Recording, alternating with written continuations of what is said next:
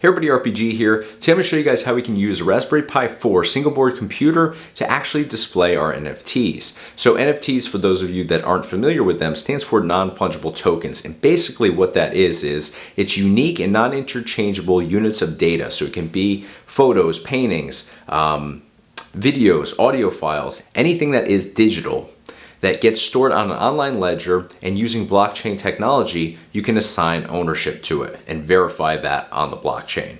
So it's really a unique and interesting thing to get into. I highly recommend at least learning about it because it has emerged as a really popular thing right now. So one of the potential downsides of an NFT is the fact that it is fully digital, so it's really hard to actually display.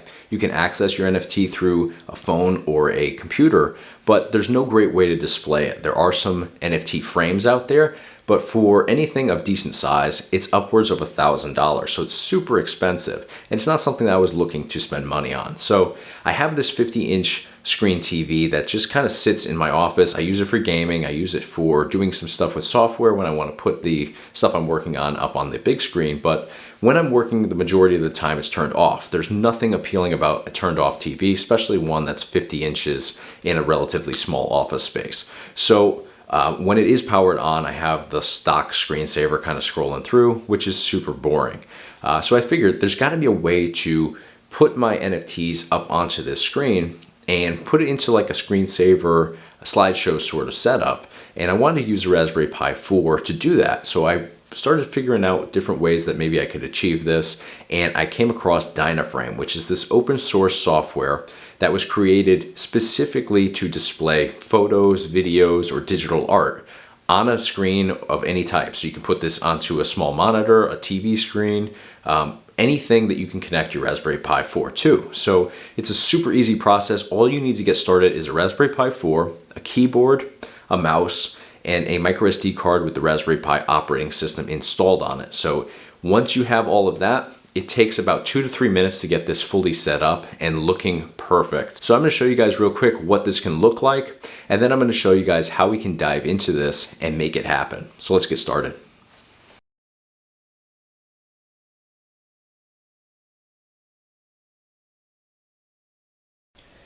Alright, so here I have my Raspberry Pi 4. I have this installed in a cooling fan case. You don't need a cooling fan case to take on this project. However, I like to just keep it a little bit better protected, so I will pop the top. You can see the single board computer inside here. This is a Raspberry Pi 4, 4GB RAM.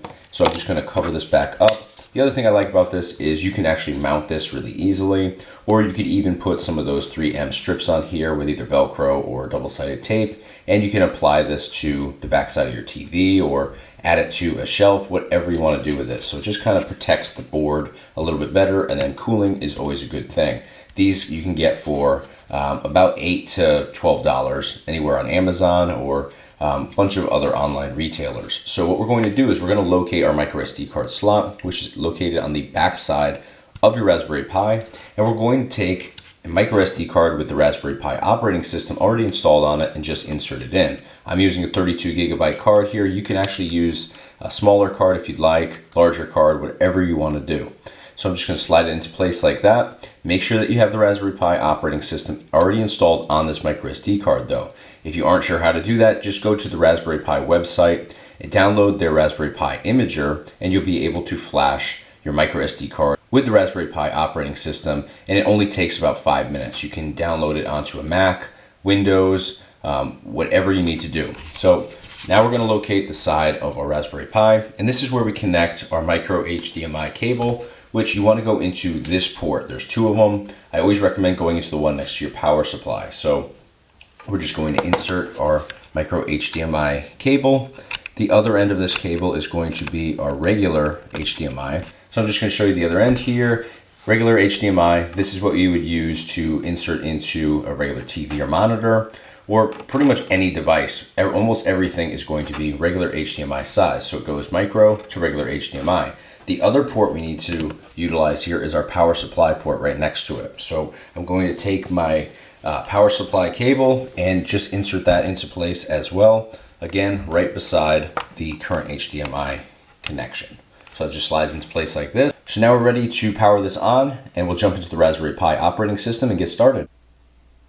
All right, so once we have our Raspberry Pi operating system pulled up, the first thing we want to do is we want to add in the pictures that we want to display. So here I'm going to be adding my NFTs, copies of my NFTs, I should say, so I can display them on whatever screen I want using my Raspberry Pi operating system on my Raspberry Pi 4. So I'm going to actually pull them from a micro SD card that I have everything saved on. So you can do it that way. You can move them over onto your Raspberry Pi operating system through a flash drive. You can email them to yourself and go up here to your web browser, access your email, and download them directly to your Raspberry Pi operating system. You can really do whatever you want to do here. So again, I have mine on my micro SD card, so I'm going to just insert that in. I'm going to just put it in through the USB port here. It's going to open up in File Manager here, so I'll just click OK. And here are my files right here. So there's 6 of them total. So I'm just going to actually pull up my file system here real quick. And I want to be dropping them into pictures. So right here is my pictures file for my Pi. You can see right here, Pi pictures. That's exactly where you want to be dropping these. So I'm just going to go over here to my 32 gigabyte micro SD card, highlight all 6 of these files, and I'm just going to drag them right over here and let them go. They're going to instantly drop into place. So now I can actually eject this from my Raspberry Pi. And these are already set up within my pictures file. So I can X that out now. Next thing we're going to do is we're going to locate our terminal, which is located in the top left corner. It's this icon right here. So we'll go ahead and click on that. And once that opens up, we're going to type in the following command in order to download Dynaframe 2, which is an open source software, directly to a Raspberry Pi. So I'm going to provide you guys with the command that we need to type in on the screen here, but I'm also going to put it in the description of this video so you'll be able to access that and have as much time as you need to copy that down or do what you need to do with it. So we're going to type this in now. And once you have your command fully typed in, you're just going to hit enter on your keyboard and it's going to fully download. Now it should only take a couple seconds to fully download onto your Raspberry Pi. So that only took about 20 seconds or so to fully download. So now what we're going to do is we're going to reboot our system. So now we're going to type in sudo sudo space reboot. And as soon as we hit enter, our Raspberry Pi is going to totally reboot. All right, so when our Raspberry Pi actually reboots, you're going to get pushed right into your slideshow automatically. So whatever photos you have added in to your Raspberry Pi's picture file is going to actually be lined up in a slideshow here automatically. So you're going to get actually you're going to see a web address, actually 1 or 2 web addresses located right here. I've removed mine just because I don't necessarily want them accessible to everybody, but you're going to see these addresses across the bottom, and those are the addresses that you can go to in order to customize your slideshow.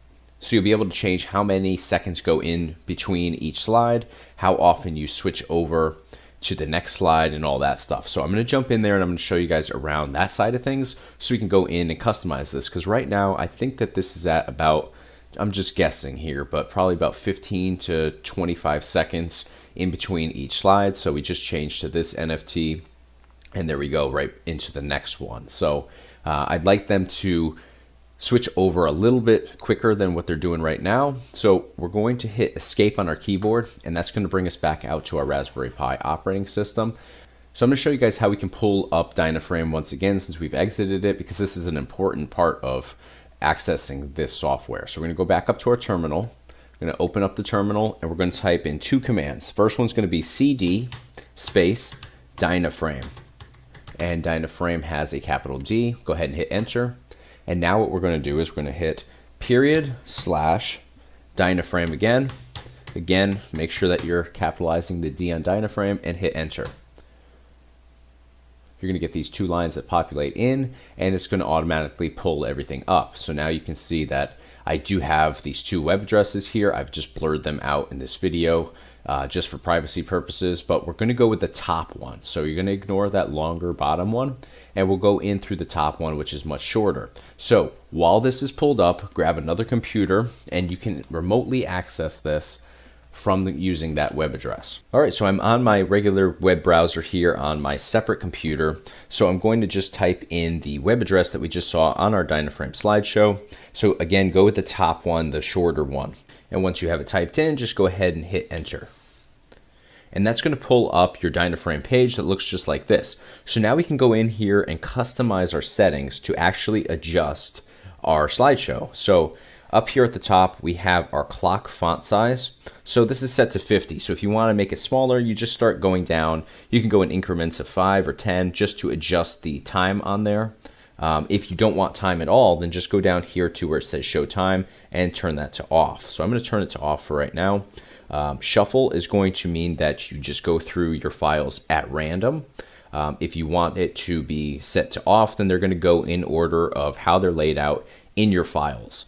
The other option is rotate. So if you are going to be putting this onto a different size screen, let's say that you don't have you're not putting this on like a TV or monitor, you're going to put this on like a vertical display, then you can adjust the pictures to change them, 90 degrees, 180 degrees, and so on. So I'm going to leave the rotation to 0 here. I'm going to leave the time off. I'm going to put them on shuffle. Now, font size for the clock's not going to matter because I've deactivated the time being shown at the bottom here.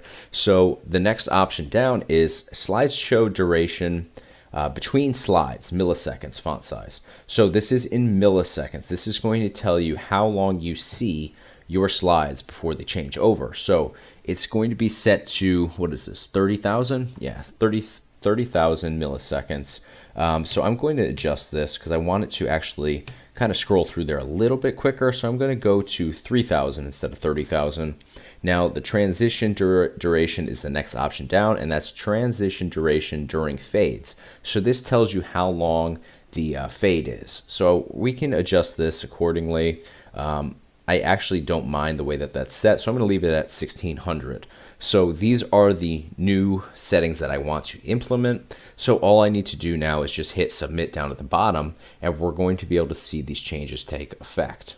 So you'll notice that you see a little movement up here once you hit submit, and now we should be scrolling through your slideshow much quicker. All right, so you can see here that now we're able to cruise right through these slideshows here, and we're moving through there at the settings that we just changed on the Dynaframe settings page. So I do like the way that they're scrolling through there, but if I wanted to change the timing or leave them up a little bit longer, I would just go in and switch the increments around a little bit on those settings. So as you can see from this video, there's unlimited possibilities for the Dynaframe software on a Raspberry Pi 4. You can put together videos, you can put together photos, digital art, whatever you want to display on any type of monitor or TV screen that a Raspberry Pi 4 can connect to. So I think that a lot of people are going to do some really cool stuff with this. You can soup up your home office like I have. You can put this in a theater room. You could put this in a game room, bedroom, whatever you want to do. And with a Raspberry Pi 4, they're super small and compact. You can mount that to the back side of your TV, have an HDMI cable hooked up to one of your HDMI ports on your TV, and just power this on and put it on whenever you want. If you're just hanging out in a room and you don't want to have just a regular TV turned off, this just brings some life to it. So a lot of capabilities here, a lot of really cool stuff can be done. That's going to do it for this video today. If you have any questions, feel free to hit me up in the comment section below. Always happy to help you guys out any way I possibly can. And of course, if you haven't yet subscribed to the RetroPie Guy YouTube channel, I recommend doing that. We do a ton of different videos based around retro gaming, product reviews, gameplay demos, tutorials. We have the Forgotten Favorites YouTube series every Monday and Thursday night. Just a ton of stuff going on here. So best way to stay in the loop for future videos is to hit that subscribe button. So until next time, I'm RetroPie Guy. Thanks for watching.